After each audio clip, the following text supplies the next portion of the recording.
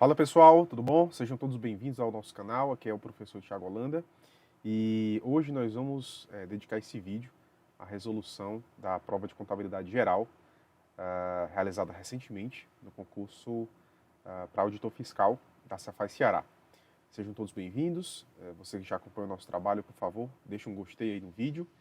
Você que está chegando agora, se inscreve no nosso canal para continuar apoiando esse conteúdo que a gente está passando aqui com frequência.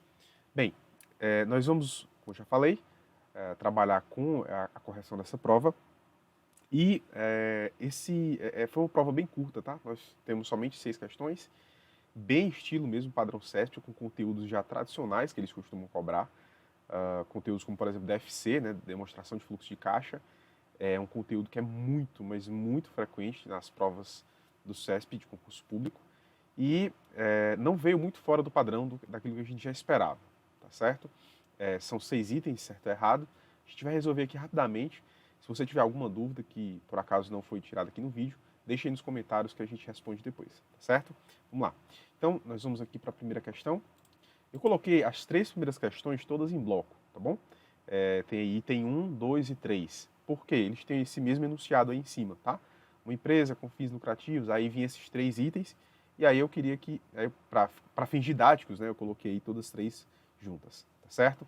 Vamos lá. Uma empresa com fins lucrativos, prestadora de serviço ao governo do estado do Ceará, contratou no dia 1º do último mês findo um novo funcionário de relações públicas, com salário de R$ 10.000, mais encargos legais, a ser pago no 5º dia útil após o mês de prestação de serviço. Então, se por acaso ele foi contratado, supondo, dia 1º de janeiro, 1º de fevereiro, por exemplo, ele vai ser pago, né, ele vai receber o salário dele pelo mês de fevereiro, no dia 5, no 5º dia útil do mês de março, tá certo? Só a título de exemplo. Após o mês de prestação de serviço. Pronto. Ponto. Com relação à situação hipotética anterior, julgue o item seguinte. Vamos lá. Vamos para o item 1, né? Vamos para o item 1. A contratação, deixa eu colocar aqui o pincel azul. A contratação do novo funcionário é um ato administrativo, ok, até aí tá ok, tá certo, que impacta positivamente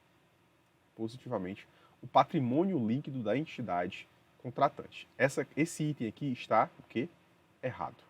Esse item está errado. Professor, por quê? Vamos lá, tá começando. Você que é macaco velho nas provas de concurso público sabe que esse tema ele é sempre cobrado.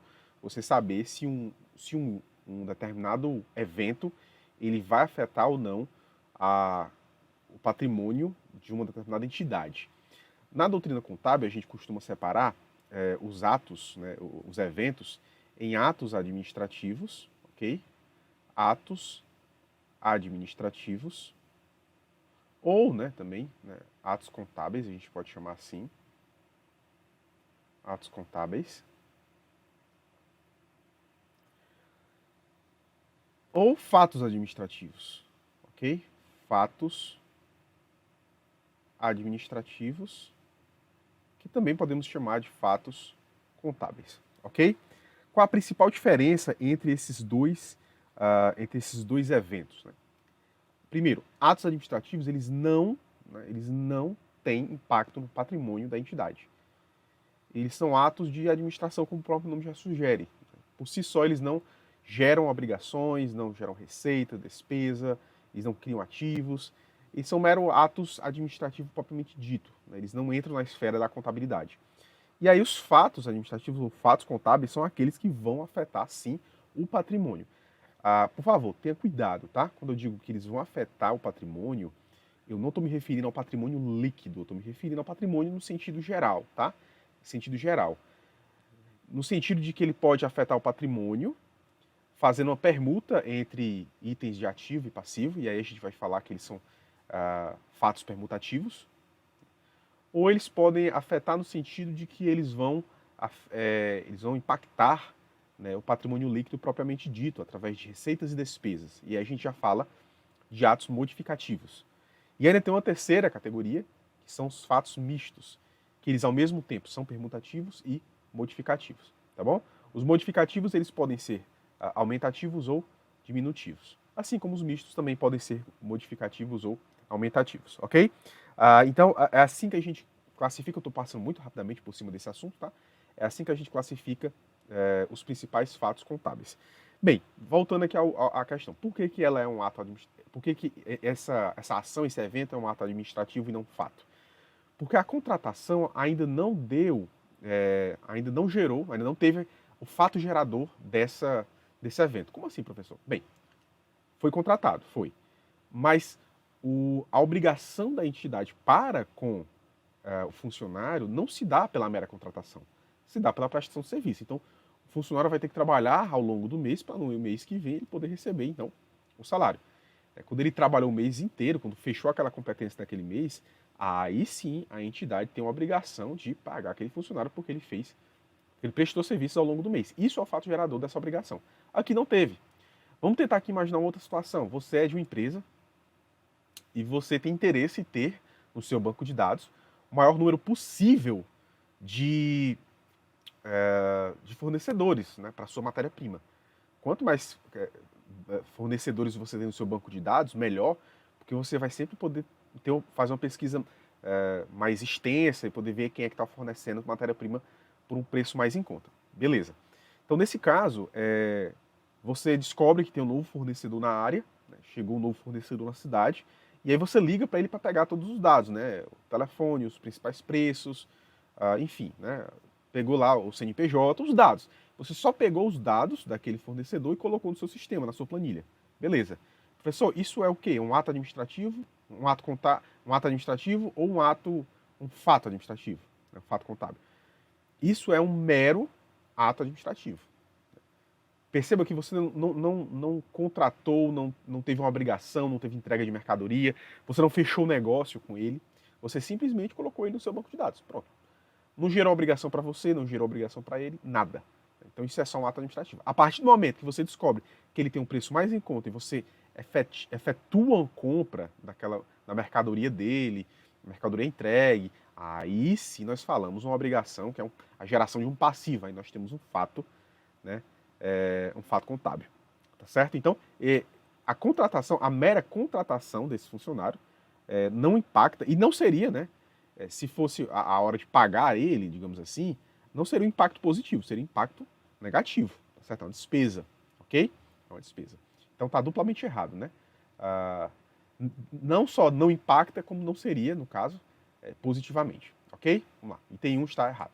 Item 2, para fins societários, o registro da despesa com o salário e os encargos do novo funcionário deve impactar o balancete do mês em que ele tiver prestado o seu serviço. Esse item aqui está certo, né? Mais uma vez, eu achei até isso interessante, né? Duas questões seguidas, né? Duas questões seguidas, basicamente do mesmo assunto. Né?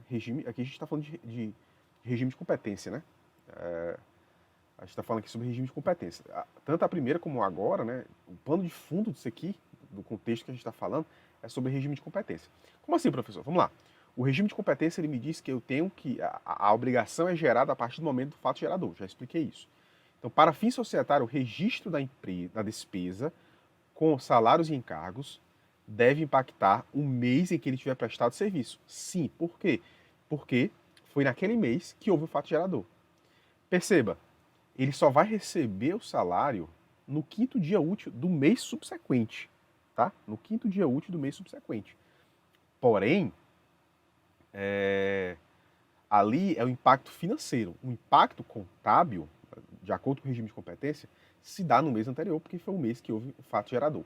Tá? Mesmo que isso aí, as normas contábeis falam que é independente do pagamento ou do recebimento. Deve levar em consideração o fato gerador, independentemente do pagamento ou do recebimento. Beleza? Então, está correto, esse item está correto. E o lançamento seria assim, né? Vamos colocar aqui o lançamento só para fins didáticos, né? O lançamento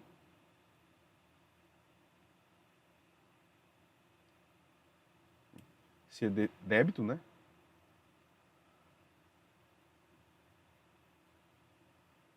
Opa, tem que apagar aqui. Não, vou botar aqui embaixo. despesa com salários e crédito, salários a pagar. Lançamento, né, desse evento aqui é débito em despesas com salários e crédito em salários a pagar. Beleza? Vamos lá, vamos para o último item, né? Item 3. O pagamento do salário e dos encargos do novo funcionário é um fato contábil misto, com saída de recursos do ativo, baixa do passivo e impacto negativo sobre o patrimônio líquido. Deixa eu apagar aqui essa primeira parte aqui, pessoal, para criar mais espaço.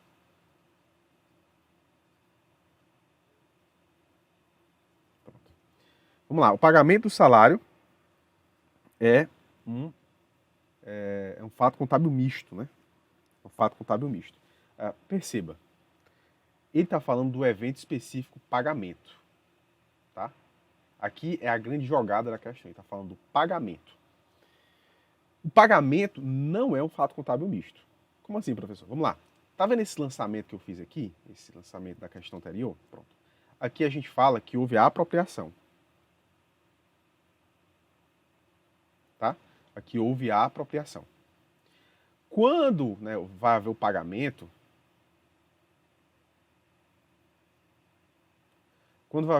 o lançamento se torna esse aqui, ó. Salários a pagar e crédito em caixa ou banco, né? Caixa ou bancos. Ok? Pronto. Aqui, né? Aqui, salários a pagar, debitou, né? Está debitando, está diminuindo uma conta do passivo circulante. E aqui, né, creditou uma conta do ativo circulante, então está, aumentando não, está diminuindo também, ok? Está diminuindo também essa conta do passivo circulante. Então, esse é o lançamento relativo a pagamento propriamente dito. Perceba que esse pagamento, ele é um pagamento permutativo, é um fato permutativo. Ele envolve, né, contas do passivo circulante e do ativo circulante, uma troca, né, uma permuta entre esses itens. De forma que a gente não pode falar que ele é um fato contábil misto, tá? É um fato contábil permutativo. Para provas do CESP é fundamental mesmo, que você conheça essa diferença entre... saber essa diferença não, saber identificar o que é um fato misto e o que é um fato permutativo. É muito importante. Algo que sempre cai, né, que fica a dica, algo que sempre o Sebrasp cobra, em várias provas eu já vi isso, é em relação ao recebimento de duplicata em atraso com juros. Né? Então você é uma empresa, você tem duplicatas a receber, o cliente vai lá e paga com atraso e por conta disso isso vai gerar juros. Que fato é esse? Isso é um fato permutativo, modificativo? O que é? Isso é um fato misto. Tá? Isso já caiu várias vezes em prova da CESP. Várias vezes. Recebimento de duplicatas de clientes com atraso que geraram juros. Isso é um fato misto. Guarde isso para você, tá certo? Vamos lá, vamos aqui para a próxima. A gente terminou os 3 itens, tá? Então, só para reforçar, o item 3 está errado, né? Isso, errado. Não é um fato misto, ok? É um fato permutativo. Vamos lá. Agora a gente está na quarta questão, né? Já resolvemos 3, vamos para a quarta questão agora. A respeito das demonstrações contábeis, julgue o item subsequente. Apesar da apresentação funcional ser a mais utilizada pelas organizações na elaboração da demonstração de resultado do exercício, a apresentação por natureza da despesa é incentivada pelas normas contábeis. Essa questão eu considerei ela bem chatinha, né, porque ela envolve um certo grau, ela envolve muitos detalhes da norma, né, do CPC 26, que é o CPC que trata das apresentações das demonstrações contábeis. E ela está correta, tá? Deixa eu colocar aqui que ela está correta. Ela está correta. Pela lei 6404, essa lei trata do método da apresentação funcional, tá certo? Da apresentação funcional. O CPC 26, ele já vai tratar dos dois, né? Funcional e por natureza. D não, né? N, por natureza. Porém, ele vai fazer uma ressalva da importância que é, né, essa norma contábil vai falar da importância que é você mostrar, apresentar utilizando a natureza da despesa. Eu até coloquei aqui um trecho, e é por isso que eu julgo que essa questão era um pouco mais detalhista, mais chatinha, porque você tinha que entender um pouco, especificamente lembrar desse trecho aqui, desse trecho do CPC. Veja só, é o CPC 26, tá? Item 105. Diz assim, a escolha entre o método da função das despesas e o método da natureza das despesas depende de fatores históricos e setoriais e da natureza da entidade. Ambos os métodos proporcionam uma indicação das despesas que podem variar direta ou indiretamente com o nível de vendas e ou de produção da entidade. Dado que cada método de apresentação tem o seu mérito, conforme as características de diferentes tipos de entidade, este pronunciamento estabelece que cabe à administração eleger o método de apresentação mais relevante e confiável, atendida às exigências legais. Deixa eu só sair aqui da tela, porque eu estou cobrindo parte do texto, né? Daqui a pouco eu volto.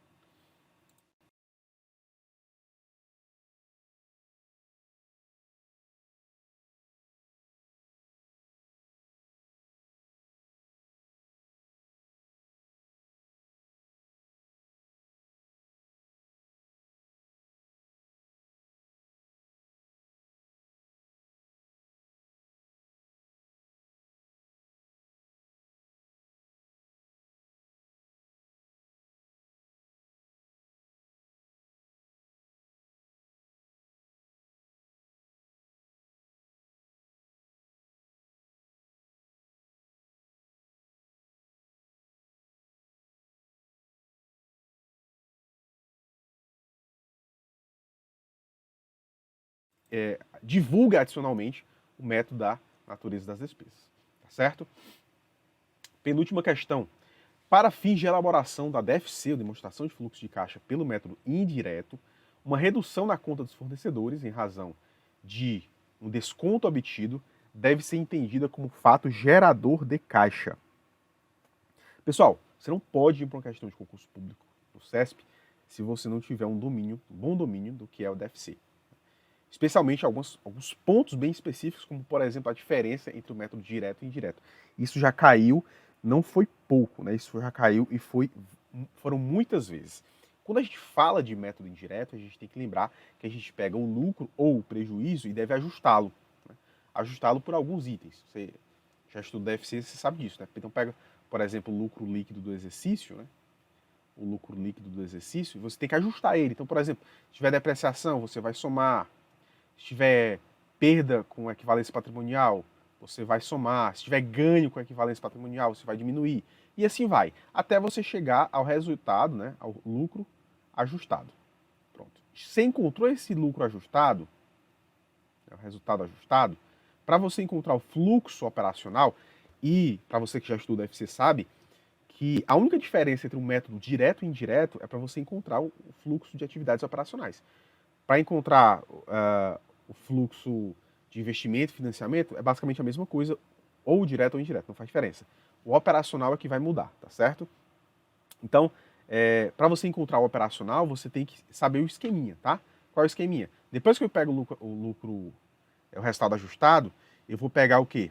Os meus ativos circulantes, que dizem respeito às atividades operacionais da entidade, e os passivos circulantes. Se o meu ativo circulante aumenta, eu vou diminuir do meu resultado ajustado. Eu vou pegar esse aumento de um ano para o outro, né? De um período para o outro, e eu vou diminuir do resultado ajustado. Então, conta clientes aumentou de 100 para 200. Né? Essa variação de 100 para 200, esse 100 de variação, você tem que diminuir lá do resultado ajustado. Tá? Isso no ativo circulante. Se ele diminuir, você faz o contrário. Se ele diminuir, você soma. Então, a conta duplicados a receber, ela diminuiu, né, de 100 para 10. Teve uma variação de 90. Essa variação para menos, você tem que aumentar do resultado ajustado. Ok? Aumentar do resultado ajustado. A lógica disso está na seguinte ideia, né? Se a duplicados a receber, que era 100, foi para 10, significa que houve o quê? Que eu recebi 90 em dinheiro, em caixa. Né? Então eu tenho que aumentar no resultado ajustado, porque eu recebi esse dinheiro. Se a minha conta diminuiu, é porque, obviamente, eu recebi. Mais provável que eu tenha recebido. Então, eu tenho que aumentar, né, resultados em caixa. Resultado ajustado. Se for passivo, então, preste atenção. Se for ativo circulante, você vai seguir o fluxo inverso. Se aumentar, você diminui o resultado ajustado. Se ele diminuir, você aumenta o resultado ajustado.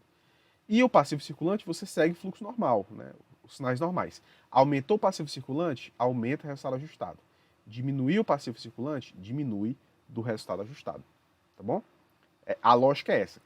Quando, né, nós temos, por exemplo, uma diminuição, né, nós temos uma aplicação de caixa. Aqui diminui, eu tenho uma aplicação, aqui diminui, eu tenho uma aplicação, e aqui eu tenho uma origem, aqui eu tenho uma origem. Aumentou, eu tenho uma origem. Olha o que, é que ele vai dizer, né? Olha só que interessante, vou botar de vermelho aqui. Ele vai dizer o seguinte. Ele vai dizer o seguinte, uma redução na conta fornecedores está onde? Fornecedores está onde? Passivo circulante, ok? Passivo circulante. Teve uma redução, então tá bem aqui, ó. Tá bem aqui. A redução, né, deve ser entendida como fato gerador de caixa, ou seja, deve ser entendido quando ele diz fato gerador, e tá querendo dizer que é uma origem. É uma origem de caixa? É um fato gerador de caixa? Não, é uma aplicação de caixa. Diminui o caixa da entidade. Por quê? Porque conta fornecedores é uma conta de passivo circulante. Ok? Qual a lógica por trás disso aqui? Se a minha conta fornecedores diminuiu, né, fornecedores ele geralmente tem a ver com pagamento parcelado, né? Estou pagando parcelado, aí ali está a minha conta fornecedores. Então, se a minha conta fornecedores diminuiu, o que foi que provavelmente aconteceu? Eu paguei os fornecedores. Se eu paguei fornecedor, o que é que deve ter acontecido? Saiu caixa. Ok? Saiu caixa. Então foi isso. Bem, vamos agora para a última questão, né? Então eu coloquei aqui, deixa eu ver se eu... Só reforçando, né? A questão está errada, tá? Erradíssima. Perdão. E a minha última questão, né? A última questão da prova, de contabilidade geral. Ainda tinha outra prova de contabilidade de custos, a gente pode resolver ela em outro momento. Admite-se o reconhecimento no patrimônio líquido da variação do valor justo de um derivativo utilizado como instrumento de hedge de um contrato avaliado a valor justo em outros resultados abrangentes. Então essa questão aqui é a questão de DRA, né? Demonstração dos resultados abrangentes. Ela está certa, era uma questão, né? Decoreba, né? Decoreba. Outra dica, vai fazer prova da CESP, você tem que saber os itens que compõem os outros resultados abrangentes. Né? Você tem que saber essa listagenzinha. E aí, pessoal, né? Aí envolve realmente decorar, tá? Memorizar, repetir, fazer muita questão a respeito disso para você poder memorizar essa lista. Eu coloquei aqui no outro slide, eu coloquei aqui essa listinha, tá? Tá aqui, eu tirei diretamente do CPC, tá? Os componentes dos outros resultados abrangentes incluem, né?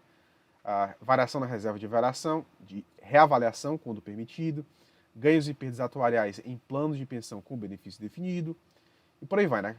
Ganhos e perdas de conversão de demonstrações contábeis de operações de exterior, e aqui no item E, botei aqui de azul para destacar, está o item, né, que diz respeito a exatamente esse tópico que a gente está falando, né? A parcela efetiva de ganhos e perdas de instrumento de hedge em operação de hedge de fluxo de caixa e os ganhos e perdas em instrumentos de hedge, em instrumentos patrimoniais mensurados ao valor justo por meio de outros resultados abrangentes. Parece grego, né? E para muita gente é mesmo. Então é um pouco chato você memorizar isso aqui. Essa lista é muito importante. Eu considero que se você fazer um concurso público, especialmente dessa banca, a Banca CESP, você precisa saber essa lista aqui. É muito importante, tá bom? É muito importante. Tem várias questões a respeito disso, cobrando esse conhecimento que aqui está, ok? Pessoal, bem, essas foram as questões que a gente resolveu da prova de contabilidade geral da Banca CESP para a prova de auditor fiscal realizada em 2021 na Cefaz Ceará. Espero que você tenha gostado, espero que tenha sido um momento produtivo para você e a gente se encontra aí nos próximos vídeos. Lembrando, deixe aí o seu gostei e se inscreve no nosso canal, tá certo? Tchau, tchau.